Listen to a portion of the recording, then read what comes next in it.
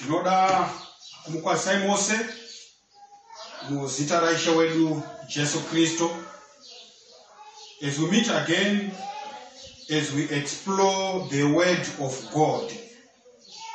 Today we are going to discuss a very special and important subject entitled The Battle is for the Mind. Wondo de kukontrola fungwa dzomunu ndo pane hondo yose. Hondo iri panyaya dzefungwa dzomunu. A battle for the mind. The war is for the mind. Mwari achitira zvakanaka. Regai tiwane nguva yokunyengetera tisati tapinda mune zvizere zvechidzo chedu chamangwanani ano. Baba vedu munoshamisa muri kumusoro kudenga. Tinomutendai mukati mwezuva ranhasi mukana matipa wakudzidza shoko renyu. Ivai nevana venyu, ivai nesu tose. Tikwanise kuwisisa zvakavanzika zveshoko rezuva ranhasi muzita raJesu. Amen. Saka tikaenda kubhuku razvakazarurwa chapter 16. Revelation chapter 16 and the verse is verse 12 to 16. We meet a very special subject from that chapter. Verse 12 says, And I saw three and no, let me read from verse 12. And the sixth angel poured out his vial upon the great river Euphrates, and the water thereof was dried up, that the way of the kings of the east might be prepared. And I saw three unclean spirits like frogs come out from the mouth of the dragon, and out of the mouth of the beast, and out of the mouth of the false prophet, for they are the spirits of devils, working miracles, which go forth out unto the kings of the earth and of the whole world, to gather them to the battle of that great day of God Almighty. Behold, I come as a thief. Blessed is he that watcheth, and keepeth his garments, lest he walk naked and they see his shame. And he gathered them together into a place called in the Hebrew tongue, Armageddon. May God bless the reading of his word. Taverenga panapa Bible rikatiudza nezvenyaya yekuomeswa kwerwizi Euphrates. Zvichinzi kuprepare the way of the kings of the east. Zvikanzi vanhu vakandounganidzwa munzvimbo inonzi mururimi rwechiHebheru Armageddon. So muchaona kuti nyika yose navanhu vose pasi rino vanofunga kuti somewhere in the future lies a great war of staggering proportions. Hondo huru ichavapo panyika inonzi Armageddon. Saka vanhu vanofunga kuti mukati menguva yekupedzisira pamberapo there is going to be a real war of atomic bombs, nuclear bombs, and all the types of war artillery you may think of, where there's going to bring the whole world to a standstill kuchigwiwa hondo ifungwa dzine vanhu mukati mefungwa dzavo. But Bible rinotiudza isusu mukaenda kuna Matthew 24 Jesu achitaura navadzidzi. Anoti pamazuva ekupedzisira kuchava nehondo nemakuhwa ehondo. Ndi Jesu unotaura. Saka muchaona kuti Jesu paanotaura nezvehondo chiri chiratidzo chokupera kwenyika. Vanhu zvinobuda pachena kuti yes, there could be some physical wars that could be there, that could be going on in the end of time. Sezvinorehwa naJesu. But nhasi toda kuti muone chimwe chinhu chiri pano. Kuti the physical war as a sign yokuti nyika yakuguma Jesu unotaura izvozvo. But panapa pana zvakazarurwa tiri kusangana another species of a war. Saka Satan zvakare anogona kutoshandisa the physical wars of this world even to agitate the world and move them towards the occurrence of a physical and real war. The machine gun, the nuclear and Iraq, wherever you may think of. Satan can also use that as a decoy, as a deception to draw people away from the real war that is happening somewhere. The Bible he says, there is going to be a war, and I want to posit to you that this war is a battle for the mind. So the real Armageddon is a war that takes place in the mind. Whilst these other wars can be there, yes, Jesus prophesied that and told us that before his soon return, there are going to be wars and rumors of wars. But also the Bible is telling us about the war which is going to take place, which is the war of the mind. The battle for the mind. The war of Armageddon. Saka mtaona kuti panapa mukaenda neni kuna zvakazara kwa chapter 12 verse 7 to 12. I want to put you in the right context so that mungarasiki munyatso kuisa nyanya iri pano. Zvakazara kwa chapter 12 verse 7 to 12. Bible rinoti iro, and there was war in heaven. Michael and his angels fought against the dragon, and the dragon fought and his angel, and prevailed not, neither was their place found any more in heaven. And the great dragon was cast out, that old serpent called the devil and the Satan, which deceiveth the whole world. He was cast out into the earth, and his angels were cast out with him. And I heard a loud voice saying in heaven, now is come salvation and strength and the kingdom of our God and the power of his Christ. For the accuser of our brethren is cast down, which accused them before our God day and night. And they overcame him by the blood of the Lamb and by the word of their testimony. And they loved not their lives unto death. Therefore rejoice, you heavens, and you that dwell in them. Woe to the inhabitants of the earth and of the sea, for the devil is come down unto you, having great wrath, because he knoweth that he has but a short time. Amadzi dodikanwa zvakazara pachapter 12 iri kutiudza kuti kwakaita hondo kudenga.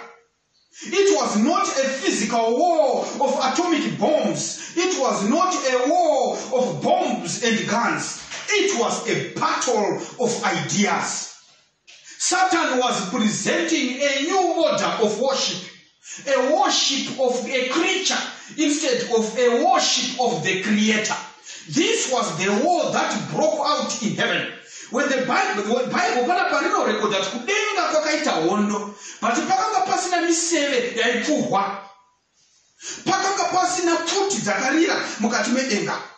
But Bible record that there was war in heaven. War broke out in heaven.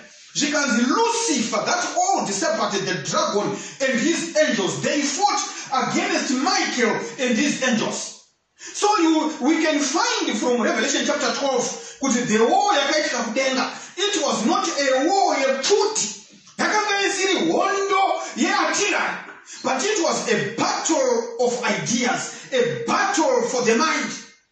So the heavenly hosts, they engaged in this war. And were told kuti Satan wakakundwa negiros dzake, a third of them, and was cast down, and no place was found for them in heaven. Zvikanzi war to the inhabitants of the earth, rushambwa kunemi vari panyika nevari pagungwa, nokuti wakaipa wakandwa kwamuri ane hasha huru kwazvo, uyezve anoziva kuti chinguva chake chidoko. Saka tiri kuoneswa panapa hondo yakaitika kudenga, kuti hondo iyi yakaitika kudenga haisi hondo yembumburu, haisi hondo yamamashirigani, haisi hondo yamapfumo namapanga. But it was a battle of ideas. And the moment we talk of a battle of ideas, we are talking of the mind. There was some reasoning together that happened. And a third of the angels, they fall by the wayside, vachitora pfungwa dzaSatan, iye Satan chisikwa chaida kunamatwa. Saka hondo iyi yakaburukira pano pasi. So the war of Armageddon, it is a battle for the minds of the inhabitants of the earth. That very same war that began in heaven.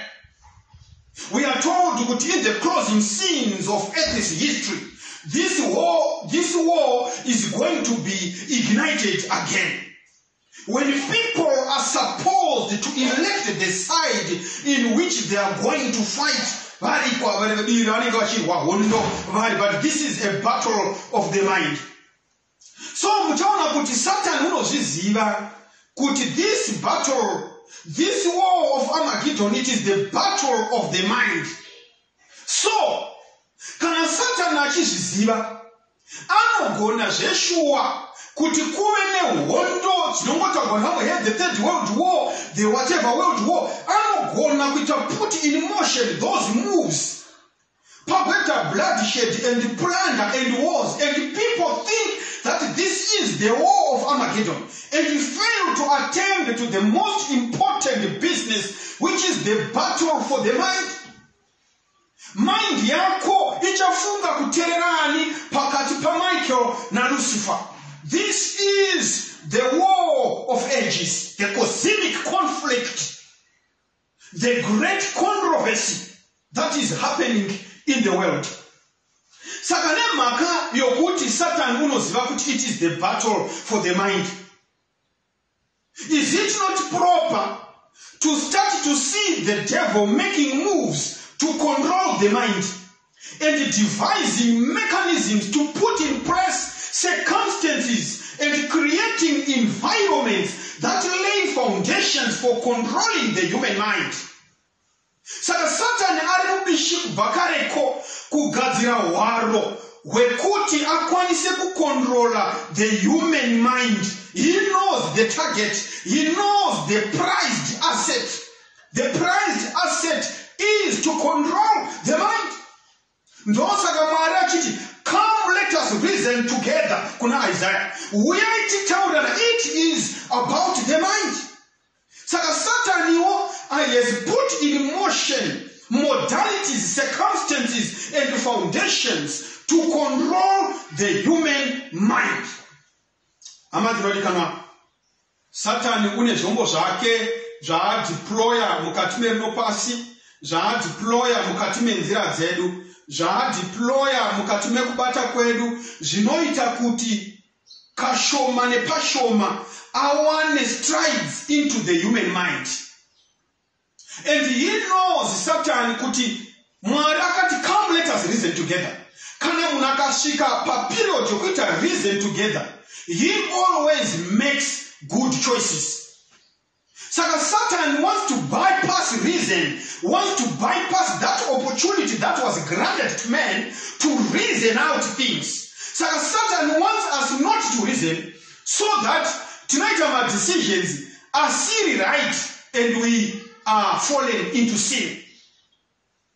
Saka kutanga kuti Satan dzimwe nzira dza deploya munyika ndiwo ma television, ma social media, ma radio, my cell phone, and all the traffic that passes through those gadgets is meant to create ready windows for the devil to gain access to the mind and manipulate the mind as he digs in the battle for the mind. Ndinoda kuti mundibate zvakanaka. Chinhu chinonzi mind, it's an organ. But mind is an awesome retentive organ. Ndeimwe nhengo yemuviri yakasikwa naMwari zvinoshisa. In actual fact, ndo inotipatsanisa nezvimwe zvisikwa zvose zvakasikwa naMwari. Ndo zvinototipatsanisa kunyange nemhuka dzakasikwa. Kuti we have got a mind in an awesome retentive capacity. Inoti ikaona zvayaona. Inozvinavira mufungwa ugofunga kuti wakazvikangamwa but igozvichengeta for ages. Saka mukaenda pa human mind kune inonzi the conscious mind, kune inonzi the subconscious mind. Ndoda kutaura pazvinhu zviviri izvozvo mukati mezuva ranhasi. The conscious mind is used for critical judgment, is also used for reasoning. When you make logical decisions and conclusions, you use the conscious mind. But when you use the subconscious mind, the subconscious mind is used to store data or events or images you don't want to refer to quite often. For example, if there's something painful that happened from your childhood, but it is rightly stored in your subconscious mind. When something triggers it, it pops up. But whereas on a daily basis, you never get to think about it. It is latently stored in that part of the mind, you're talking the subconscious mind. Something you may not remember, but it's all stored in there. So information you let her pass through the mind. Yakawanda kana kuti so very fast zokuti unapoona time yokuita distill through the conscious mind. It's automatically stored in the subconscious mind. You may be aware or not aware of it, but it is right there, stored, because this is the awesomeness of this organ in one's mind. This is the mystery of the mind. So I'm trying to put that thing that is stored in the subconscious mind, it may affect your behavior in ways you have never imagined. But this is happening subconsciously, unawares, without you reasoning it out. It is affecting your mind. So you find that anything that passes through the mind and is not readily wanted for use or cannot be readily filtered is simply shoved into the subconscious mind and it stays there. Therefore, it follows that if someone could have a way into the subconscious mind without resistance from you, without the stuff being filtered through the conscious mind, the mind, that information will affect your behavior big time without you noticing it. Saka kuti munhu akakwanisa kupinda mu subconscious mind yako, asina through the conscious mind, okwanisa kupinda mu subconscious mind, which means that you are not going to resist because that information, you don't readily need it at that moment. You are not really worried about it, but the moment that information goes into the subconscious mind, it then gets stored. At some point in the future, unawares to you, that information is actually affecting your behavior subconsciously. So, to give an example, what happens with the television or the internet sites that tunoona mafilimu wana Netflix, tichiona pa cell phone, pa social media, zvima viral videos, postwa zichiuya zvese zviya tichizviona. What happens? Ndozo ndikati mumboona kuti zvinoitika pafungwa. Motion pictures atinoona pa television. Mukatasa pa television, those pictures they change every 3 seconds. Every 3 seconds, you are seeing a different view, a different image, a different background. Urikona mota ya kosa ya darika, kuna ya reversa, ndege ya fly ya past. This is happening in a split of 3 seconds. Chinja. And the mind is depicting that. Irikuona izosho. Saka mchana kuti zvese zvinoitika pa TV zvese chichinja every 3 seconds. There is no way the mind can be able to distill and filter all that information at such a terrific speed. All that which the mind cannot immediately process is shoved into storage in the subconscious mind. Your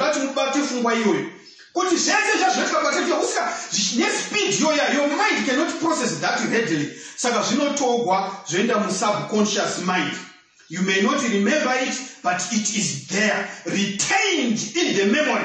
And at an opportune time, it will affect you subconsciously. So I'm trying to, for example, mukaenda pa commercial television, ma commercials, and all those things, they've got one agenda. And that agenda is to make you do something you did not plan. Is also to separate you from your man. That's the idea of commercial television. When you watch news, sports, entertainment, all those things, they've got one goal in mind. To get you to do something you did not plan to do. TV, camera angles, they change every 3 seconds. New views, new images, a glut of information that you will never duplicate in real life. So, you end up having information overload.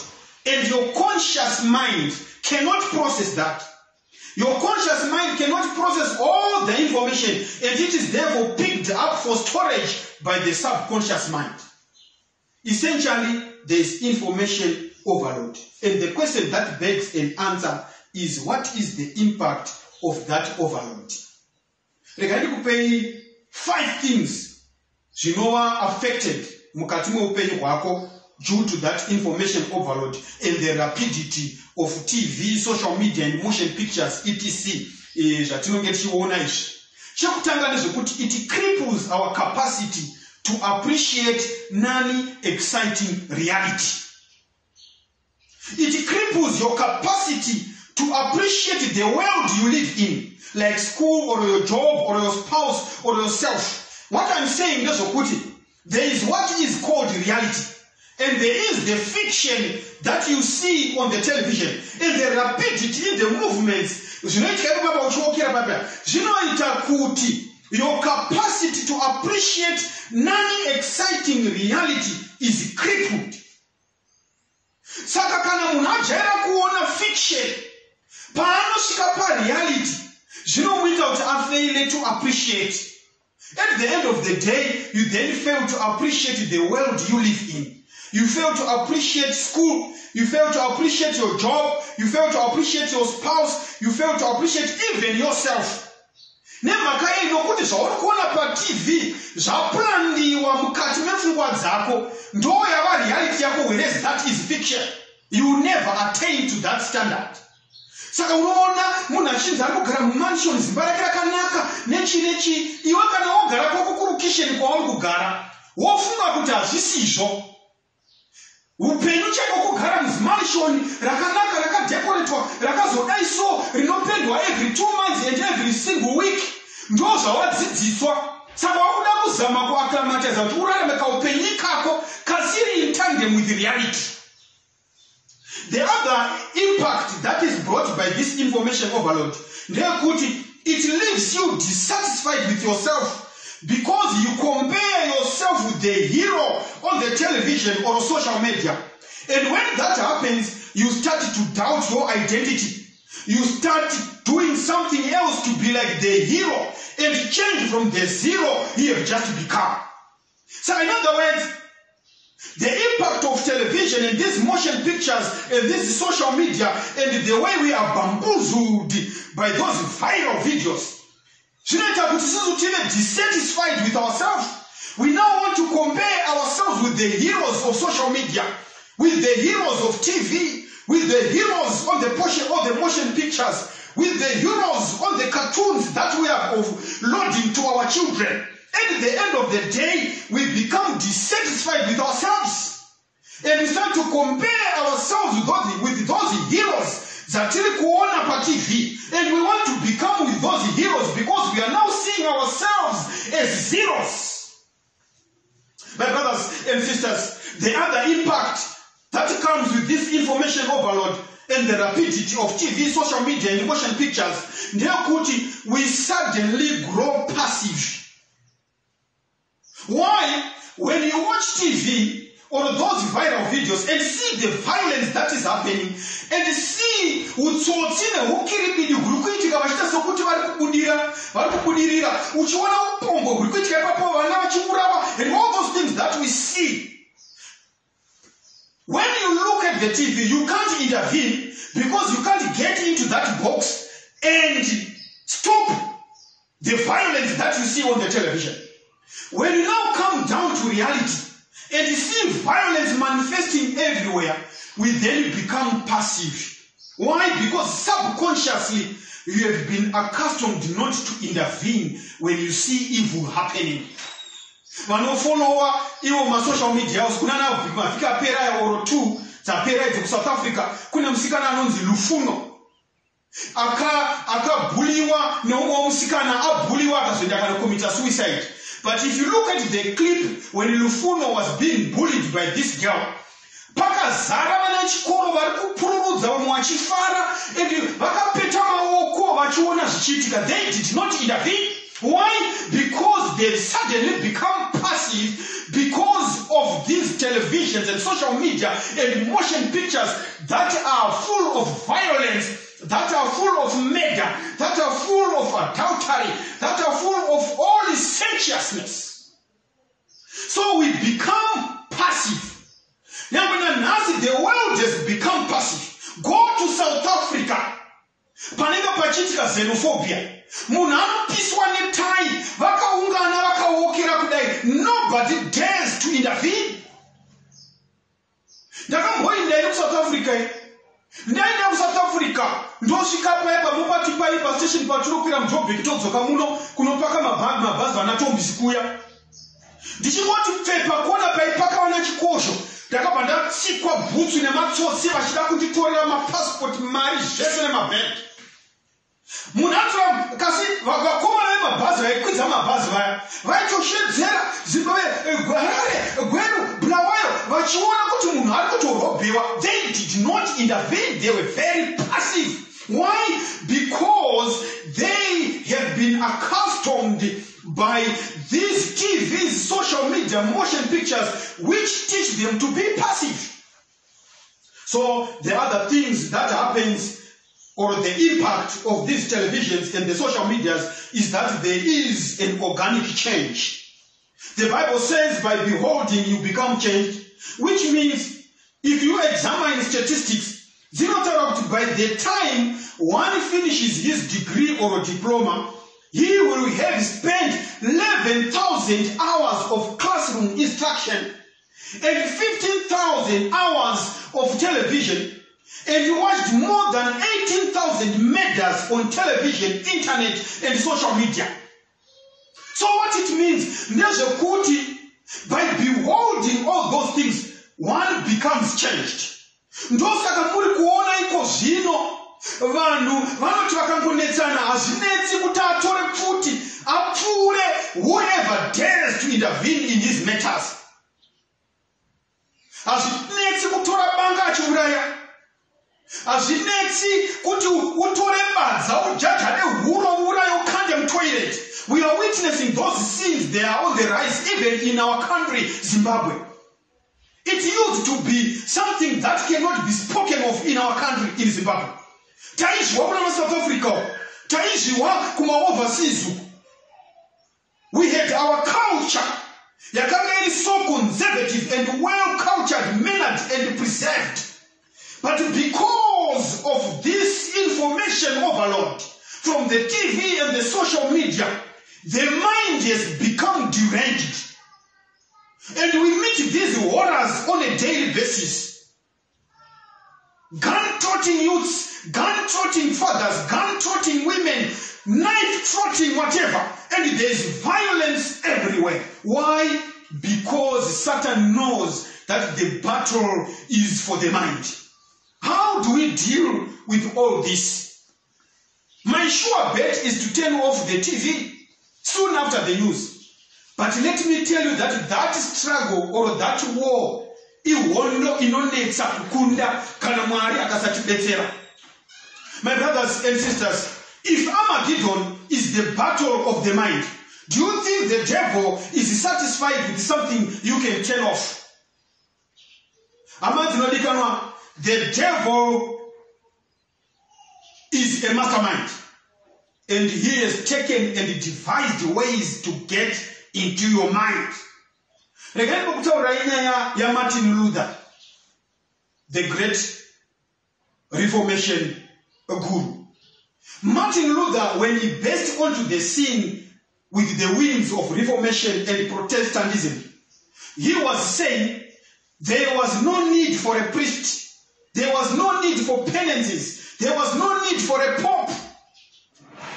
And actually, during the days of Luther, we are told from the writings of history that papacy was taken aback and suffered great losses, as more than half of Europe was moving away from popery, and the reason was that people were beginning to think for themselves.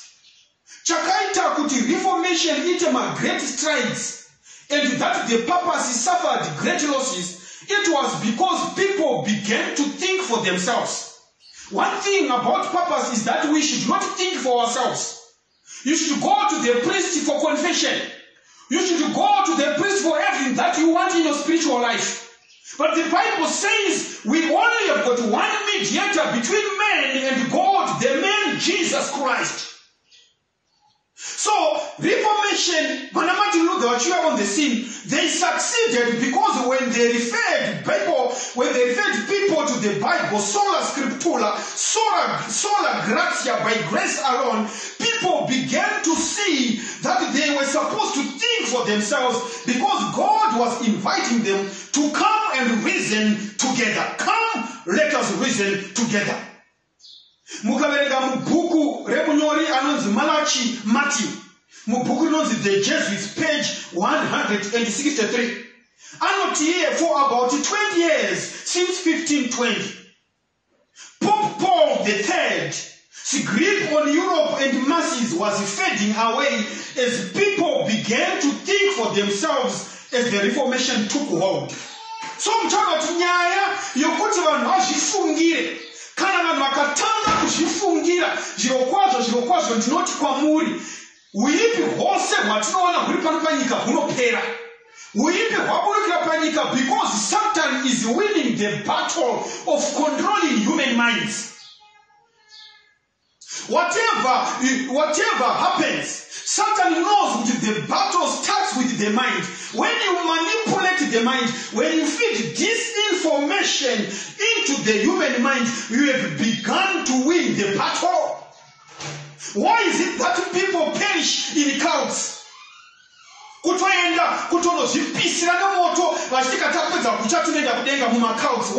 Because their minds have been eroded. They are no longer thinking for themselves. And this is where Satan's focus is. The battle of Armageddon is a battle of ideas. It is a battle for the mind. Which side are you going to take? Mutaona kuti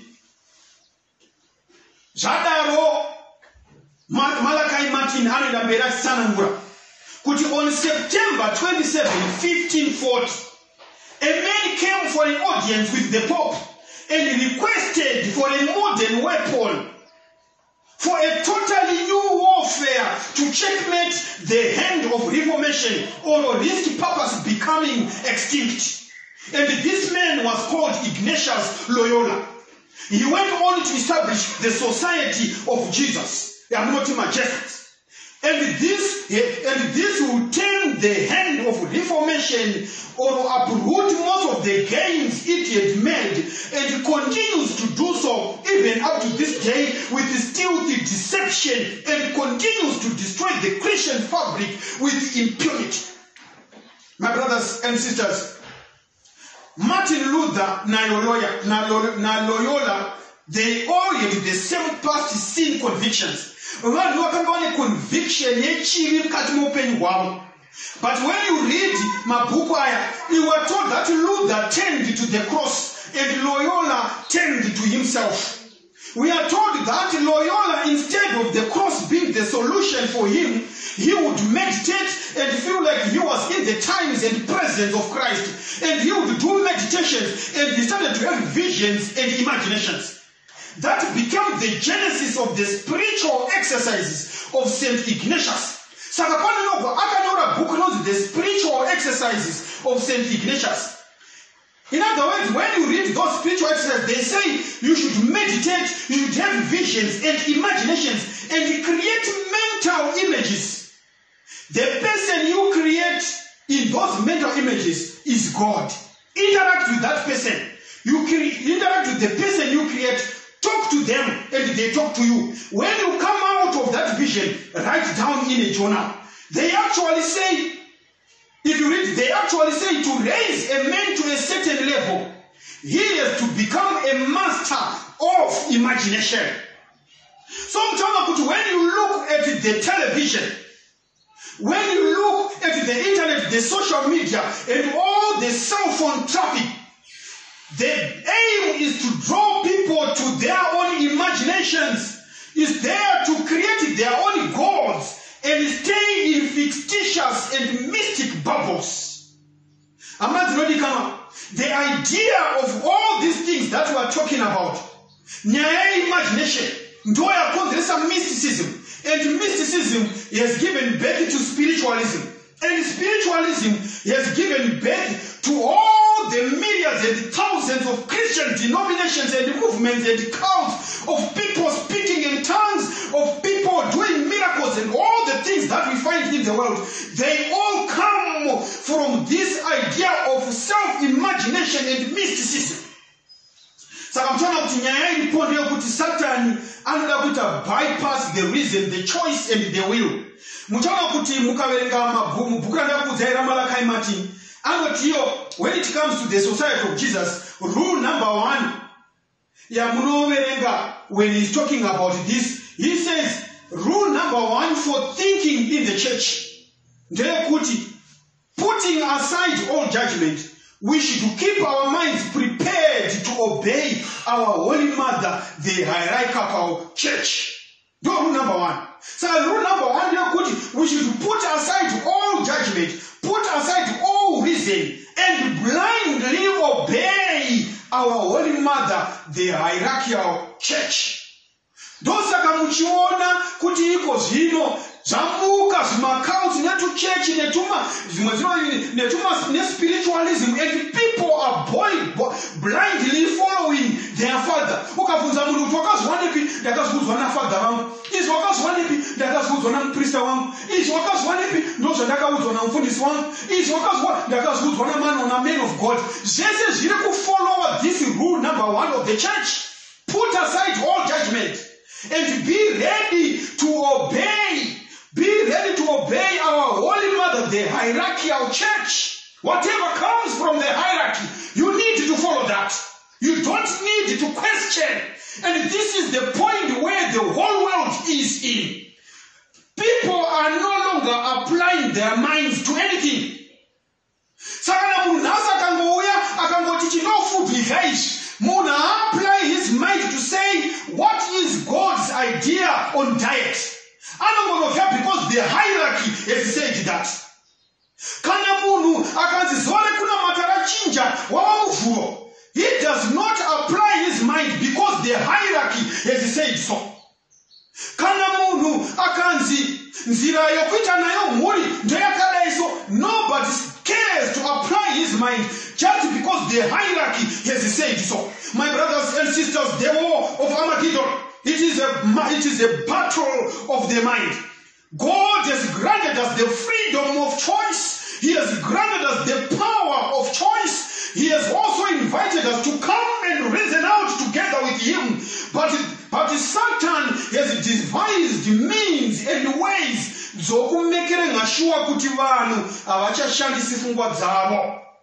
And this is the power of social media, television, and all those motion pictures that you see happening. My brothers and sisters, the issue of imagination has brought about the issue of mysticism. And mysticism has brought about spiritualism. And spiritualism has brought about the tens and tens of thousands of various Christian denominations and sects and cults, speaking in tongues, seeing visions and dreams, and performing miracles and deceiving the whole world.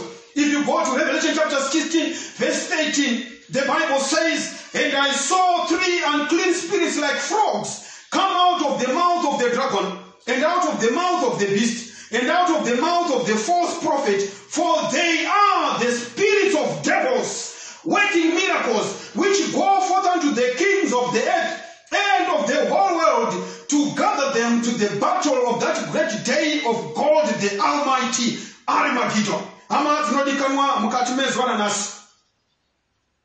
There is a war that is supposed to happen. There is a war that is happening in your life. There is a war that is happening in your family.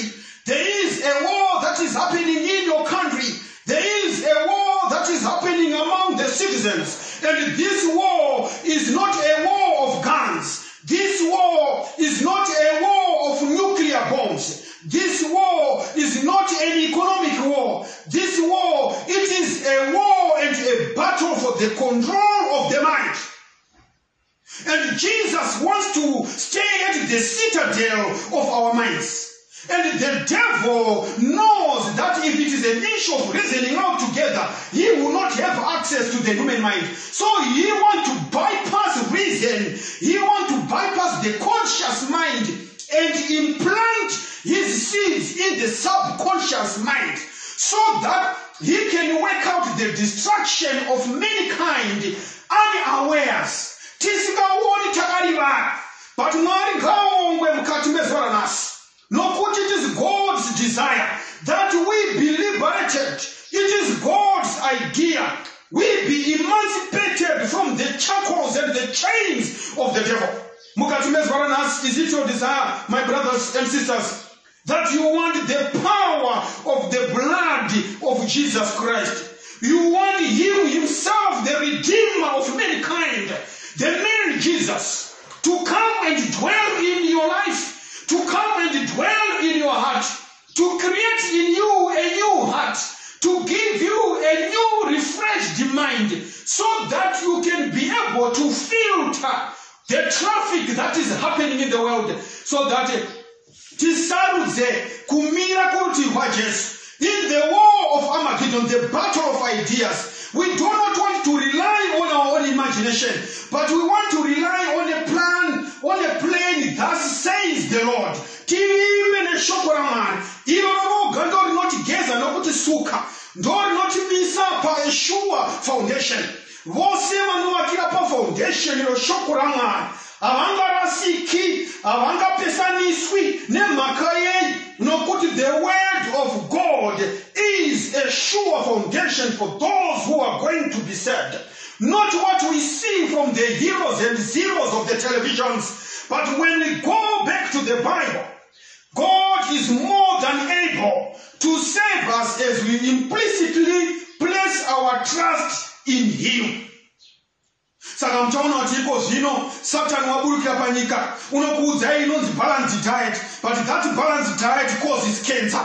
Satan waburukira pakunyika, unokuudza inonzi healthy, but that healthy it causes diseases. God has got his own ways of ensuring help for his people. Satan waburukira panyika, wanokuudza inonzi this is the road to wealthy, but Mwari wakataura nzira yake inofumisa kune vanoimba mahari. Iye ndiye unokomborera. There is a battle of ideas. There is Armageddon going on. Mukati mezora nasi. Kana uri muna mato wako nechikumbiro chako. Kuti Mwari ndibetserei that I may stand on the sure foundation. And this foundation is the word of God. That I may not be deceived. That I may not be fooled by the myths that comes from the devil. I want to receive Jesus as my personal savior. Agare mukati meupenyu hwangu, ndifambe upenyu hutsva, so that ndirarame upenyu husina fiction dzakandwa naSatan. Ipo zvino kana ukakanda shoko pa social media, pama WhatsApp, people do not have time to read that or to listen to that. But kanda kaklipi kanotaura kuti kwaita upombwe hwanetsa kunzvimbo yakati, ndo chavanomanyira kundoona. Kanda kaklipi kanotaura kuti ungaita sei kuti utsotse mari, ndo chavanomanyira. But ukakanda lesson yokuti ngatidzidzei zvakanyorwa tiverenge, nobody dares to read that. They are busy with the manipulations that are coming from the devil storehouses. If it is your desire, we want to have a special prayer. You can lift up your hand wherever you are so that we pray together. We are now praying. Baba vedu munoshamisa mukumusoro kudenga. Tukakutendai mukati mezora nasi nemukana wamatipa wakudzidza kubva mukati meshoko renyu. There is a battle that is raging everywhere. And this is the battle for the control of the human mind. Taikumbirawo baba vedu mumusiki wedu makatisika nemufananidzo wenyu. Taikumbirawo kuti zvisubmite. We want to throw ourselves at the foot of that cross. Ndimi moga munogona kutisimudza. Ndimi moga munogona kukwakwanura nokubvisa zvikwekwe zvaiswa mukati mepfungwa dzedu. Tikwanise kufunga, tikwanise kuona through the lens, tikwanise kuona through the lens of heaven. Tibetere Mwari nokuti Satan wadivhaisa thousands of ideas. Wadivhaisa nzira dzakasiyana siyana dzinoendesa mukuparadzwa. But we know there is a narrow road. There is a narrow gate. A few find it. but nzira iyo inoenda mukuponeswa. Asi kune suo rakapamhama vazhinji vanorwana but rinoenda mukuparadzwa. Taikumbiwa Mwari mukati mezora nhasi. Itaiwa appointment nesu mutidzose mukati menzira yakamanikana. Tipinde nepasuo rakamanikana. Rinoenda mukunoponeswa. Nyasha dzenyu dzitiringane neropa ramwanakomana wenyu ritiringane. Create in us a new heart. In Jesus' name we pray. Amen.